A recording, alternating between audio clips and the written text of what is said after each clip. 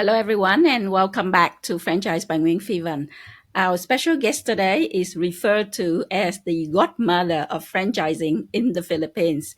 She is one of the founders of Philippines Franchise Association and also the co-founder of Asia Pacific Franchise Confederation, consisting of 10 different member countries within the Asia Pacific region.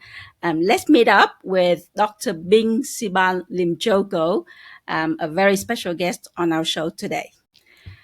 Hello, Dr. Bing Lim Joko, a very special guest on my show today. Somebody who is known like the godmother of the Philippines franchise industry. I'm so happy to have you on the show. Thank you so much, Miss Fee. It is an honor also to be featured by no other than the Miss Fee Van Nguyen. Thank you so much. Okay, I'm going to go straight into the questions. You are one of the founders of the Philippines Franchise Association. So I would like you to maybe let the audience know a little bit more about PFA, when it was established, and when franchising started flourishing in the Philippines. We started the Philippine Franchise Association in 1995 because maybe 2 years before that, in 1993, with the Philippine Retailers Association, we had a franchise seminar in the Philippines, and it was a sellout. If the room was good for 280, maybe we had 350 who were attending. So it was jam packed, and many were standing. So in 1994, we said it's really about time for us to set up the Philippine Franchise Association. So we got the board together, and finally in February 1995, we set up the Philippine Franchise Association. We felt that there were many interested in franchising. At that time, though, there were only the big brands, foreign brands like the McDonald's, foreign, okay, McDonald's, KFC, Kenny Rogers, and of course the local homegrown. We had, of course, the big Jollibee. We had Max's, and all. There were all mostly big brands that were franchising. So when we set up in 1995, we encouraged many concepts: micro, small, medium franchise concepts. So we really helped them. We gave seminars on how they can grow the franchise business, and we got experts from the US, from the International Franchise Association, to give us seminars on franchising. That is how we help them grow the franchise industry. And henceforth, annually after 1995, we made sure we had a commitment that we will bring in the experts and gurus in franchising from, first it was in the United States, from London and all that, to teach us about franchising. And also, we felt that we needed the Certified Franchise Executive Program in the Philippines. Way back in the early 2000s, I've already worked with Mr. John Reynolds of the IFA and Miss Rose DuPont to that we would like to bring the Certified Franchise Executive to the Philippines.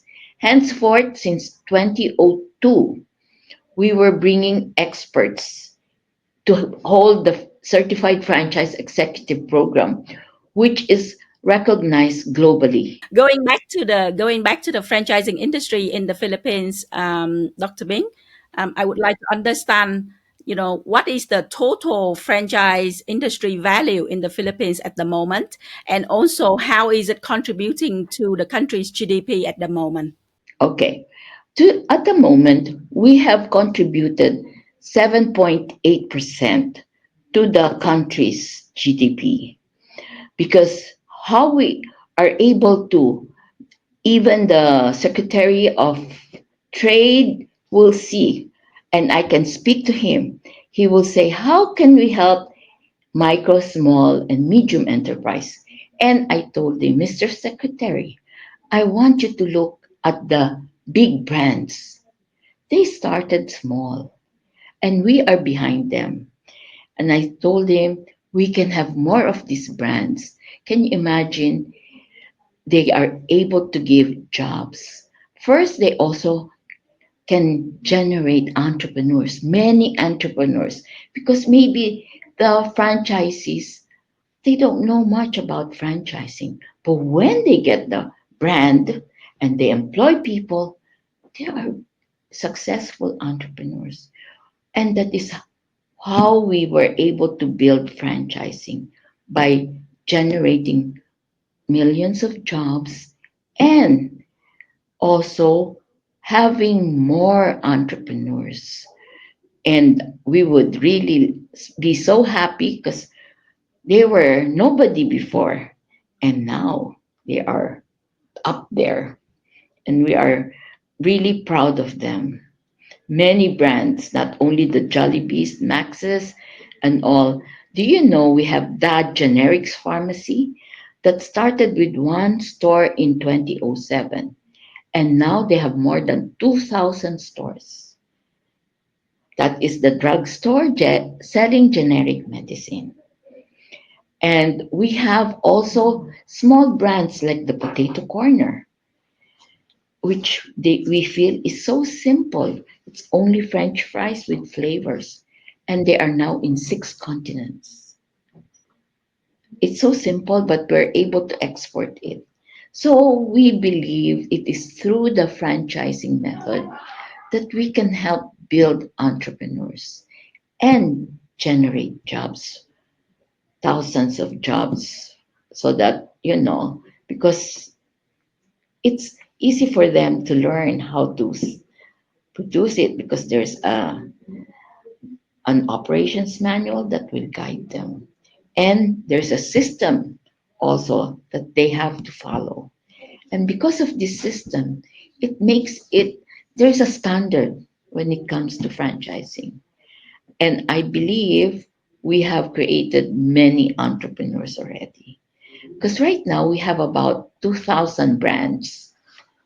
And when we were starting, maybe we only had a couple of brands, maybe less than 200 brands. And when we grew not only the big brands, but we grew the micro, small, and medium brands also. And I'm very happy that they are up there because they have grown from one to many using the franchise method. Wow, that's amazing journey for you. I mean, 7.8% is a significant percentage or contribution to the GDP of the Philippines. Do you see this percentage going to be increased in the future as well? And is the government paying a lot of attention into franchising as a way to help micro, medium, and small entrepreneurs in the Philippines? Yes, I told them before, when we were starting franchising, I could hardly fill up a hall with the brands. And our last franchise show, last October, we were able to occupy the 2 floors of the SMX, which would have about 700 brands, 700 to 800 brands. Big brands, because when you enter, it's very different from the one in Malaysia. When you enter, it's really another grand, big, maybe 6 square meters each in the front. And then of course it becomes smaller, 18, and the smallest in the ground floor is 18 square meters. Then on the second floor we would have the 9 square meters and also the small ones. Can you imagine? And we really have an incubation center wherein we would like to encourage them. And for me, that is my mission. I want to help them grow from the micro to become small and medium. And it gives us fulfillment to see them really grow. And when they grow, not like others, the other concepts, now you see them, now you don't, right? But when it comes to franchising, you see them small, the next time they're medium and they're large and they keep growing. You just can't control them anymore because they grow through franchising. And with that, I'm really proud of where we were able to bring the small entrepreneurs, how they are growing. And we are there to support them. Philippine Franchise Association brings in many speakers to help this, to nurture them to grow. We believe that is the way we will help our members by helping them getting more uh, gurus and experts to teach them about franchising. So your incubation is more on helping the brands to learn about franchising, the standards of franchising, packaging the brand so that they can franchise domestically and also internationally. More the help, the knowledge, the support, the guidance, and mentoring than financial aid. I just want to go back to the industry as a whole, and I would like to ask you on where the international brands versus local brands are. How many international brands are there in the franchise industry in the Philippines, and how many brands are actually local? Okay, when we started the Philippine Franchise Association, majority of the brands are foreign. Maybe they were 60-40. But now it's the other way around. We have 70% homegrown, 30% foreign. Yes. So we were able to develop many of the homegrown brands. On that point, Dr. Bing, I would like to extend another question and ask you which are the key sectors in the Philippines franchise industries at the moment, and what do you see as the fastest growing in the past few years and into the future? I must admit, uh, food is really number one. And food continues to grow. You know why? Because we eat 5 times a day. We have breakfast, the snack, lunch, again snack, dinner. Some 6 times a day. Because before going to sleep, they eat again. So that's why the franchise business in food have really been flourishing and will continue to flourish because Filipinos, we eat how many times a day? Yeah, so and much appreciated. The food is much appreciated in our country. And what are some of the fastest growing sectors do you see beside food in the Philippines? Beside food, we have also the service sector. The service sector would be like the beauty and all those, because right now there's so many that can help you look young, anti-aging and all. They are so popular. And of course, anti-stress. When you're working the whole day, you need massage here, massage there, spa and all. That's next. They like in when I say that, it also comes with we like the cosmetics that the people use. They also like to use, I think, wear and of course with that we also have so many, be it the eyebrows, be it the eyelashes and all. It has become so popular. Franchising has been also for eyebrows, for eyelashes, for so many things that will make you beautiful and anti-aging. It has been popular. And I think as of now, it will be next to food. Mhm. Wow. Okay. What about the Yeah. retail sector, Dr. Bing? I must admit, the retail sector has suffered, especially with the pandemic.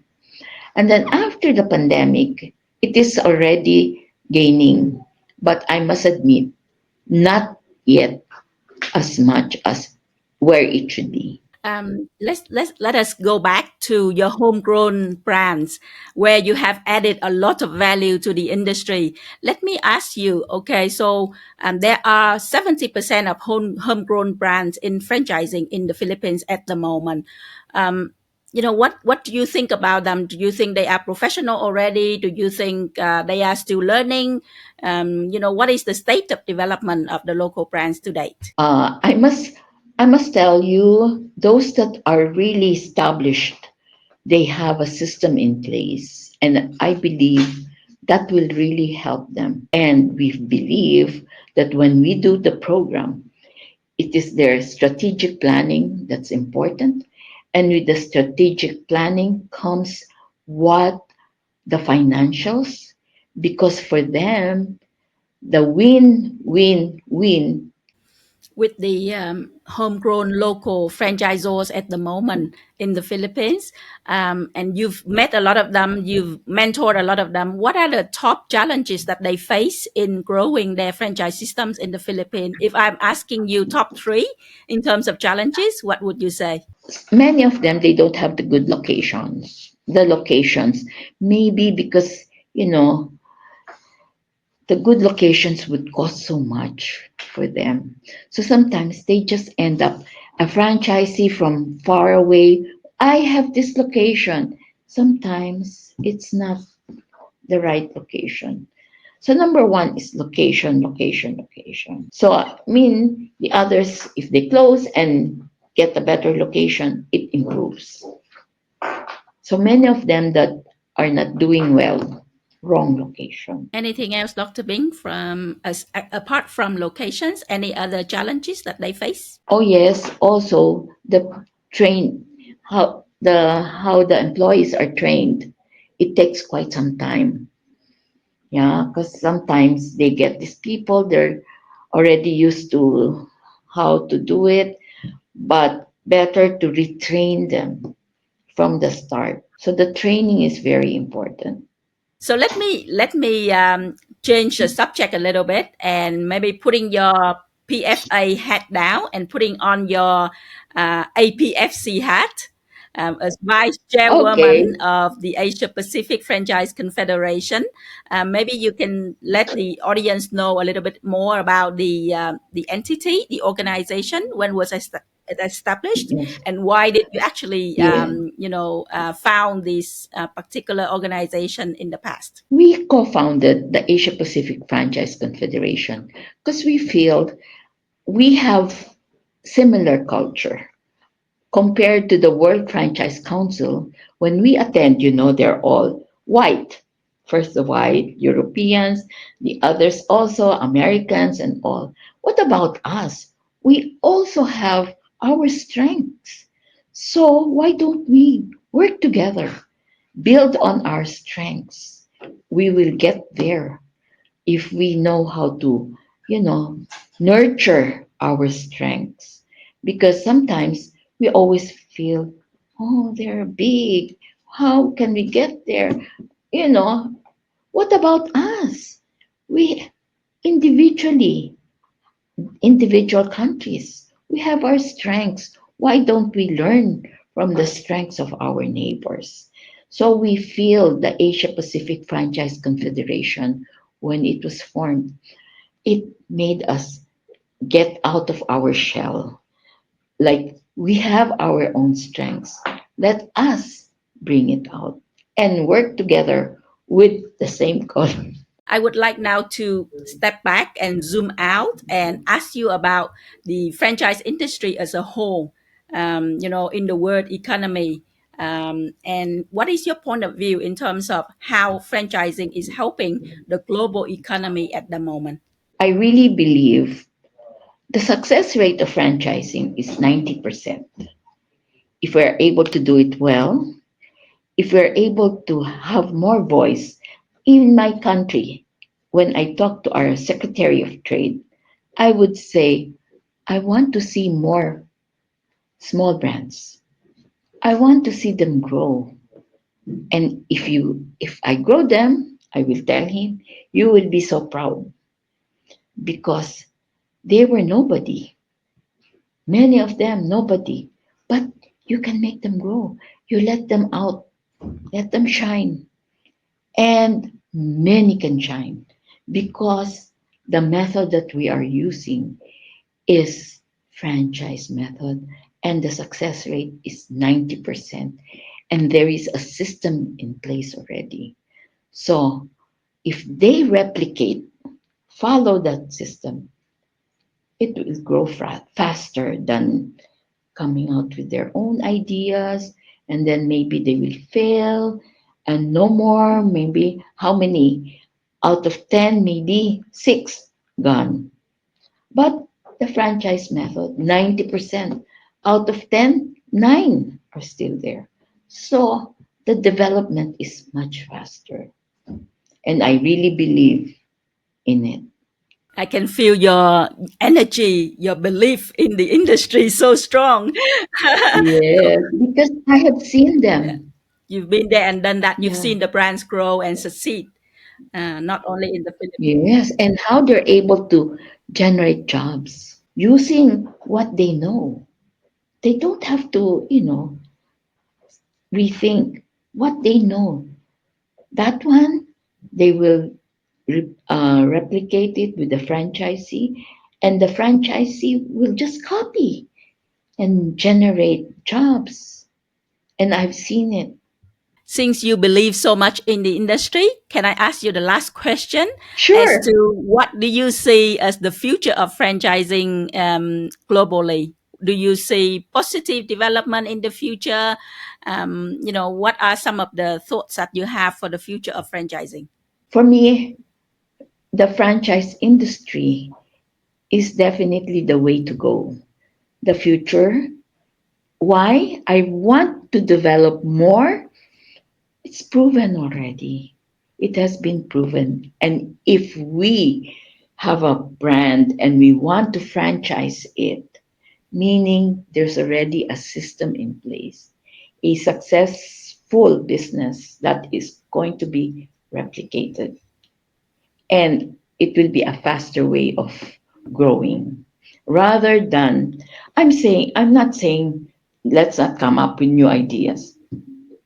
Maybe that new idea, we have to see how we can grow it and if we can franchise it because we know what made it successful. And if we franchise it, the success rate will be faster. And I'm going to go for it. Franchising is the answer. Franchising is the answer. A very strong statement from the vice chairwoman of APFC for all of us today. So thank you very, very much, Dr. Bing, for being on the show. Yeah, thank you. Thank you. So, can you feel the positive energy and the confidence that Dr. Bing has given us on franchising today? I'm super impressed and obviously look at her as a role model to continue to be an activist for the development of the franchise industry in Vietnam. With the Philippines share of local homegrown brands, as you have learned through her, up to about 70%, I'm sure that we would like, to see that happening in Vietnam as well, right? I hope you have learned something about the word of franchising today on the show, and I look forward to meeting you all again soon in our next show. Thank you and goodbye.